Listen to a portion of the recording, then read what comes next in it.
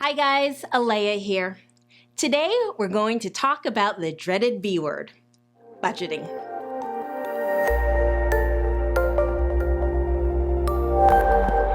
Over the years, I have tried many different approaches to budgeting, most of which did not work. Sometimes when I'll ask a coaching client if they live on a monthly budget, they'll say yes, followed by a few sentences that essentially equate to no. There are many reasons why some approaches to budgeting don't work, leading us to give up or avoid the process altogether. Today, we'll explore a few of those reasons, and I'll provide some tips to counter them. If you've attempted to live on a budget only to declare that they don't work, this is for you. Here are 10 reasons why your budget doesn't work. Number 1, we believe that budgets are restrictive. We avoid budgeting altogether for this reason. We assume that living on a budget is all about what we can't do. But in reality, a budget can be extremely freeing because it gives you a sense of control. I encourage you to think of your budget as your plan, your map for your money. The focus is not on what you can't do with your money, but rather on what you can and will do with it. Number 2, we think we don't have enough money to budget. I hear this one a lot. There isn't enough money to budget, or when I start making more money, then I'll start budgeting. If you have any money or any expenses at all, then you need to live on a budget. And if you sense that you have more going out than what's coming in, then a budget is that much more crucial. When you plan how to spend your money, it will stretch further because you will be spending with a purpose.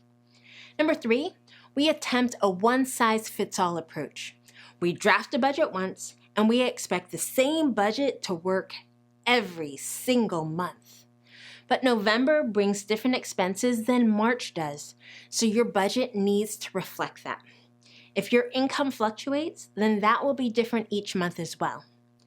Doing a new budget every month before it begins, keeping in mind the income and the expenses that are unique to that month, like your doctor's appointments, social obligations, seasonal activities, and other things, will put you in a position to succeed at budgeting. Number 4, we track instead of budgeting. Often, we mistake tracking our expenses for actually budgeting. In response to being asked if they budget, many people respond by saying, "Yeah, at the end of the month, I add up everything to see what I spend in each category." This is not budgeting. This is tracking. And tracking your expenses can be worthwhile, especially when you first start budgeting so that you have an idea of where your money has been going. Outside of that, though, adding up what you spent after you spent it is just that, after the fact. The money is spent. You can't do anything about it except feel bad about what you've spent. Budgeting is all about planning and being intentional. Number 5, we use our regular income as an excuse. A lot of people declare there's no way that they can budget because they work in sales or they're self-employed or for some other reason they have an irregular income. Having an income that is inconsistent does not mean budgeting will not work for you. You can do your budget based on an average amount or on the amount that you are guaranteed to receive. Then you can adjust it when you know your actual income. A budget actually is the key to managing an irregular income. Number 6, we count up. Most budget methods have you list your expenses, add them up, and then encourage you to stick to that number. This can be extremely discouraging if after totaling everything, your expenses are significantly higher than your income. If you want your budget to work, then start counting down. Meaning, start with your income for the coming month and subtract your expenses until you've planned how to spend it all. And spending here also covers what you plan to save. This is called a zero-based budget. Your income minus your expenses equals 0. This may mean that some expenses have to wait until the next month, but that eliminates spending more money than you have coming in. Number 7, we're not realistic when we budget. If you underfund essential categories like groceries or leave out necessary expenses in your budget, then you are setting yourself up for failure. Be brutally honest about what expenses can and cannot be eliminated or reduced.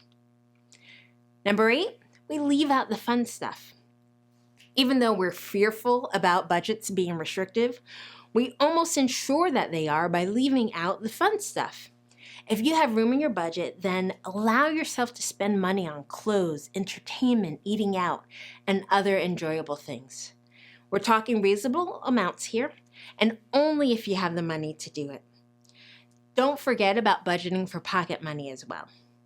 Setting aside money in those categories gives you something to look forward to, and it removes the potential guilt of swinging by Starbucks since, after all, your budget said that you could. Number 9, we don't include our spouse. Married folks, if your spouse had nothing to do with creating the budget, they will not be likely to follow it. Figuring out the budget together is a must if you expect success. Start having budgeting dates. Decide on a time to work on it together and put it on the calendar. If both of you make the decisions, you will both be more likely to follow it throughout the month, since it's our plan and not just my plan or your plan. And number 10, we give up. We put together a budget, an unexpected expense comes up, we give up and we declare that budgeting doesn't work. Don't give up. It takes a few months to get the hang of budgeting. When we're driving, we don't throw the map out the window after a wrong turn. No, we go back to the map, consult it, and course correct. Now, I know no one uses a map anymore, so even better. Would you throw your phone or your GPS out the window just because you missed a turn? If an unplanned expense comes up and it cannot wait, consult the budget and make adjustments. If you've struggled with sticking to your budget, it could be due to any or all of the reasons that we've covered here. I encourage you to make some tweaks and keep at it. Each month that you do will result in more confidence in budgeting and a greater sense of control over your finances. Thanks so much for watching. Please explore some of the other budgeting related posts on the blog and drop me a comment to let me know what you're going to do to change your approach to budgeting.